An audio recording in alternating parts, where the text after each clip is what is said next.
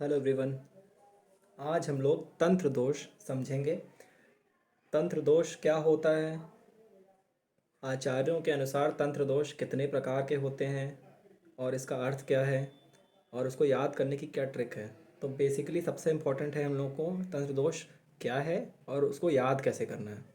तो उसके लिए ट्रिक्स बताऊंगा, पर पहले देख लेते हैं तंत्र दोष होता क्या है। तंत्र और दोष दो शब्दों से मिलकर तंत्र दोष बना है। तंत्र का यहाँ पे क्या तात्पर्य है? तंत्र का तात्पर्य है शास्त्र। क्या? शास्त्र। जैसे कि आयुर्वेद, आयुर्वेद भी एक शास्त्र है। तो उसी प्रकार से कोई भी शास्त्र हो तो उसको तंत्र बोलेंगे। और दोष का अर्थ है जो दूषित करे।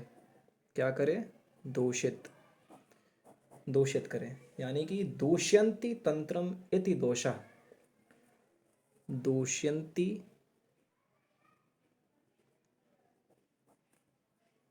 तंत्रम इति दोषा। जो चीज़ तंत्र को यानी कि शास्त्र को दूषित करे उसको ही क्या बोलते हैं? तंत्र दोष बोलते हैं। शास्त्र को दूषित करे जो चीज़ उसको बोलते हैं तंत्र दोष। दूष्यंति तंत्रम इति दोषा। अब इसमें क्या होता है, किस प्रकार से दूषित करते हैं? तो विभिन्न आचार्यों के विभिन्न मत हैं। दूषित करने का मेन तरीका रीज़न ये है कि जैसे किसी आचार्य ने कोई बात किसी श्लोक के फॉर्मेट में लिखी, वो जो पाठकों तक सही प्रकार से पहुंच पा रही है या नहीं पहुंच पा रही है। अगर वो सही प्रकार से नहीं पहुंच पा रही है इसका मतलब उसमें दोष है। वही दोष हमको समझना है कि किस प्रकार के दोष हैं वो। तो आचार्य चरक ने विमान स्थान में इनका जिक्र किया हुआ है और 5 दोष दिए हैं। आचार्य चरक ने 5 तंत्र दोष दिए हैं। आचार्य चरक ने 5 तंत्र दोष दिए हैं जिनका ये नाम है कि अधिक अधिक अर्थ, अर्थात किसी चीज़ का, किसी श्लोक का अधिक अर्थ निकल रहा है, किसी शब्द का अधिक अर्थ निकल रहा है, जितने की ज़रूरत नहीं है उससे ज़्यादा, तो अधिक अर्थ एक हो गया। दूसरा हो गया अनर्थक। अनर्थक, जिन लोगों को हिंदी का अच्छा ज्ञान होगा वो समझ पा रहे होंगे कि इनका शाब्दिक अर्थ भी निकलता है। जैसे कि अनर्थक, अनर्थक का मतलब जिसका कोई अर्थ ही ना निकले। इररिलेवेंट, सॉरी इलॉजिकल, जिसका कोई लॉजिक ना हो, जिसका कोई रीज़न ना हो, बस लिख दिया तो लिख दिया, तो अनर्थक। तीसरा हो जाएगा अपार्थक। अपार्थक भी अनर्थक जैसा ही होता है, कोई अंतर नहीं है, पर आचार्य चरक ने अलग अलग लिखा है इसको। चौथा हो जाएगा विरुद्ध। विरुद्ध अर्थ, विरुद्ध का मतलब ऑपोजिट, जो बोलना चाह रहे हैं उसकी जगह कुछ और बोल दिया, तो ये एक प्रकार का दोष है। पांचवा हो जाएगा न्यून अर्थ। न्यून अर्थ, न्यून का मतलब जैसे होता है ना न्यूनतम, छोटा। ठीक है, जितना बताना चाह रहे हैं उससे कम बता पाए हैं, मतलब सही से समझ नहीं पा रहा है जो रीडर है, उसको समझ में नहीं आ रहा है सही से कि क्या अर्थ होना चाहिए। तो ये 5 हो गए। अब इसकी ट्रिक क्या है? वैन, ये है ट्रिक। वी से हो गया विरुद्ध, एक ए से हो गया अधिक, एक ए से हो गया अनर्थक, एक ए से हो गया अपार्थक और एन से हो गया न्यून। तो सिंपल सी ट्रिक है, वैन याद रखेंगे। आचार्य चरक के अनुसार कितने हो गए? 5। VAAN, van. तो 5 हो गए तंत्र दोष आचार्य चरक के अनुसार। एग्जाम में अगर चरक के अनुसार पूछ लिए, 5 मार्क्स का क्वेश्चन आ गया कि तंत्र दोष क्या होता है और आचार्य चरक के अनुसार कितने होते हैं, तो पूरे मार्क्स इसमें आपको मिलेंगे। ठीक, वैसे ही अगर AIPGT में क्वेश्चन आ गया कि आचार्य चरक के अनुसार इनमें से कौन सा दोष तंत्र दोष है, और उसमें एक ऑप्शन विरुद्ध अर्थ वाला लिया हुआ है, तो आप आराम से टिक कर सकते हैं। तो ये हो गया तंत्र दोष। अब ये आचार्य चरक के अनुसार था। अब बात करेंगे हम लोग आचार्य अरुण दत्त के अनुसार। आचार्य अरुण दत्त, आचार्य अरुण दत्त ने अष्टांग हृदय के उत्तर तंत्र में जो सर्वांग सुंदरी का जो व्याख्या की है, आचार्य अरुण दत्त कौन है? अष्टांग हृदय के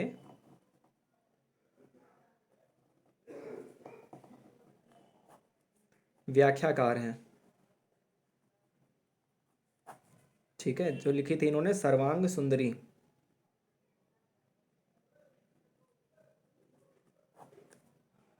ठीक, ये व्याख्या क्या रहे हैं, सर्वांग सुंदरी इन्होंने लिखी थी। इसके उत्तर तंत्र में इन्होंने जिक्र किया है 14 दोषों का, 14 दोषों का जिक्र किया है आचार्य अरुण दत्त ने।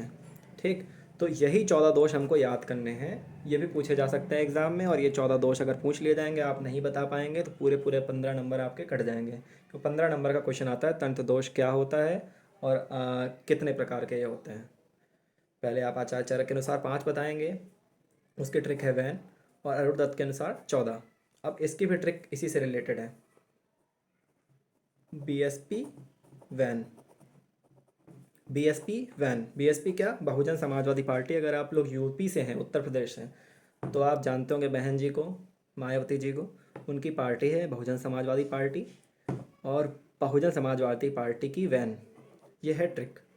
तो अब ये बहुजन समाजवादी पार्टी की वैन है, अरुण दत्त के अनुसार जो 14 दोष हैं वो इसी में से निकालने हैं हमको। ठीक, बी से 1, एस से 1, पी से 1, वी से 2, ए से 8 और एन से 1। टोटल कितने हो गए, 8 + 1 + 2, 8 10 11 12 13 14 हो गए 14। तो बीएसपी वैन में से 14 वर्ड्स हम लोग को निकालने हैं। सबसे पहले हम लोग बी की बात करते हैं। तो बी से हो गया हमारा सर्वप्रथम, सबसे पहले भिन्न क्रमम, भिन्न क्रमम, भिन्न क्रमम। अब बी बोल रहा हूँ, वैसे तो इंग्लिश में इसको BH बोलना चाहिए, पर याद आ जाएगा कि हाँ बी से क्या था, भिन्न क्रमम। ठीक, एस, एस से क्या होगा, संदिग्धम, संदिग्धम, संदिग्धम। संदिग्ध मतलब नहीं होता जैसे संदिग्ध, कोई चीज़ क्लियर नहीं है, डाउटफुल, उसको बोलते हैं संदिग्धम। फिर एस, फिर पी, पी से हो जाएगा पुनरुक्त, पुनरुक्त। पुनरुक्त का मतलब होता है एक बात को बार बार बताना। कोई चीज़ एक बार बता दी है, क्लेरिफाई कर दी है, उसको बार बार फिर से दूसरे श्लोक में डाल के बता दिया, तो ये हो जाएगा पुनरुक्त। तो बीएसपी हो गया अपना। अब उसके बाद वैन, तो वी से हो जाएगा क्या, व्याहत, व्याहत, वी से हो जाएगा व्याहत। और 2 वी है ना, तो एक वी से हो जाएगा व्याहत, एक हो जाएगा विरुद्ध। ठीक, विरुद्ध यही वाला विरुद्ध है, विरुद्ध मतलब ऑपोजिट अर्थ। ठीक, वही वाला विरुद्ध यहाँ पे भी आचार्य अरुण दत्त के अनुसार भी विरुद्ध है। ठीक है, जिसमें सामंजस्य का भाव हो, मतलब कहीं पे कुछ बोल रहे हो वहीं पे दूसरे श्लोक में आके उसके ऑपोजिट बात ही बोल दें, स्वयं अपनी बात से ही मुकर जाएं, तो ये भी एक प्रकार का दोष है। ठीक, तो वी से हो गए 2 वर्ड्स। फिर हम लोगों को ए से 8 वर्ड्स देखने हैं, ए से 8 वर्ड्स देखने हैं। कौन कौन से हो जाएंगे, अप्रसिद्ध, असंगतार्थ, असुखारोही, अति विस्तृत, अति संक्षिप्त, अप्रयोजन, असमतार्थ, अनर्थक। ठीक, इसमें से अनर्थक वाला तो याद ही रहेगा कि अनर्थक वाला ऊपर यूज़ हो चुका है।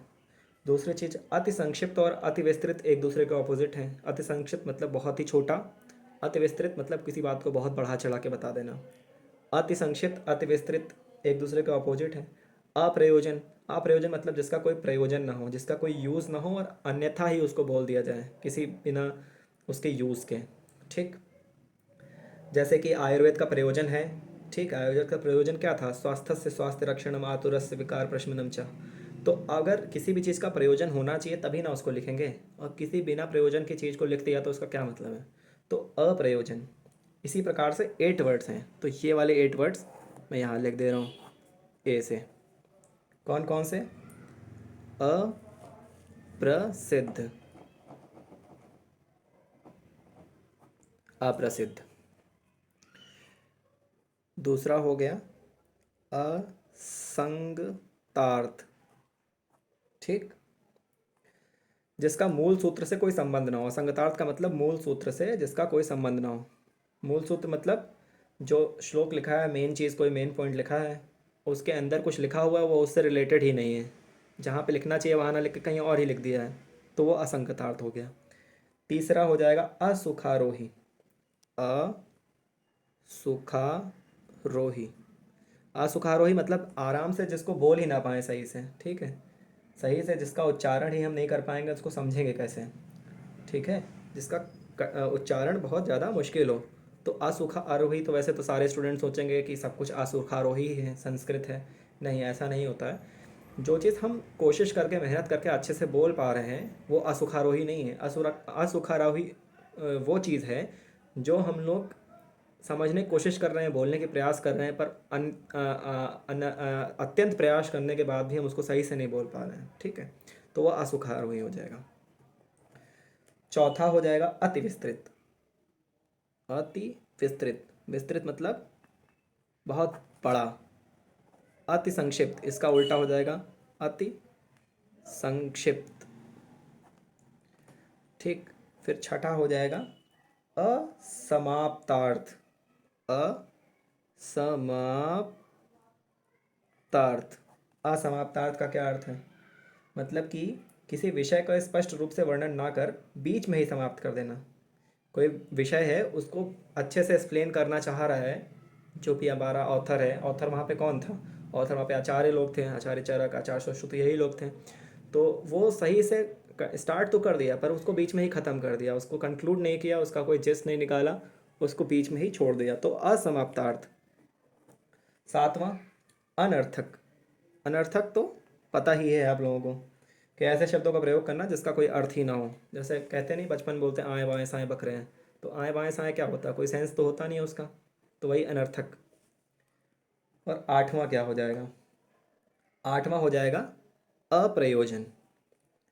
अप्रयोजन, जिसका कोई प्रयोजन ना हो, जिसको बोलने से कोई फ़ायदा नुकसान ना हो, अप्रयोजन। ये सब एक ही तरीके के हैं लगभग, लेकिन याद सारे रखने हैं। और याद करने की ट्रिक क्या है कि 8 वर्ड्स हैं ए से। कौन से? ए से 8 वर्ड्स हैं। तो वैन में ए से 8 वर्ड्स हैं और वी से व्याहत और विरुद्ध 2 वर्ड्स याद ही करा दिए। अब एन से भी एक वर्ड है सिर्फ। क्या नाम है उसका? निष्प्रमाण। निष्प्रमाण, जिसका कोई प्रमाण ना हो, मतलब कि अप्रमाणित चीज़ को एक्सप्लेन करते रहना, ठीक है। जैसे मान लो कोई भी चीज़ है, कोई बोल रहा है, तो अब जब तक उसका प्रमाण नहीं होगा तो उसकी बात कौन मानेगा? लेकिन आचार्यों ने इतनी सारी चीज़ें लिखी हैं तो लोग मान लेते हैं। उनमें से कुछ चीज़ें अप्रमाणित भी हैं, फिर भी मान लेते हैं। जैसे कि आप लोगों ने पढ़ा ही होगा कई चीज़ों में, सेक्स डिटर्मिनेशन जो हम लोगों ने पढ़ा है फर्स्ट ईयर में, कि उसमें दाहिने साइड पहले पैर रखा अगर स्त्री ने तो रखती है तो पुत्र होगा, बाएं साइड रखा तो पुत्री होगी। इस तरीके की चीज़ों का कोई प्रमाण तो है नहीं, तो ये भी एक प्रकार का दोष ही है, इसी को तंत्र दोष कहा गया है।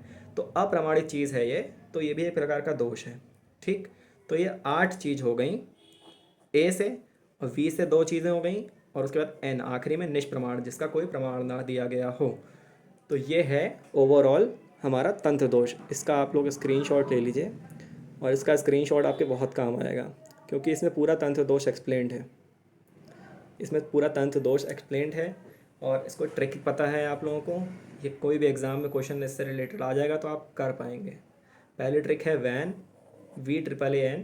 दूसरी है BSP वैन, मतलब BSP की वैन, बहुजन समाजवादी पार्टी की वैन। इसमें ये याद रखना है कि सबसे एक एक वर्ड्स हैं, सिर्फ और सिर्फ V से 2 वर्ड्स हैं और A से 8 वर्ड्स हैं। और अपने हिसाब से ट्रिक्स मॉडिफाई भी कर सकते हैं आप लोग।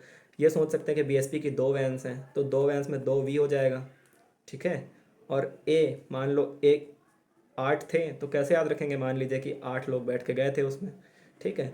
तो ऐसे कुछ भी आप अपने हिसाब से सोच सकते हैं, वो आपकी खुद का ब्रेन है, खुद की स्किल्स हैं। लेकिन ये मेरे हिसाब से BSP वैन ये एक ट्रिक है, ये मैंने बनाई है। इसमें BSP से सब 1 1 1 और V से 2, 8 से 8 और N से 1। तो BSP वैन आप लोग याद रखेंगे तो आप लोग तंत्र दोष नहीं भूलेंगे, ठीक है। Thank you so much.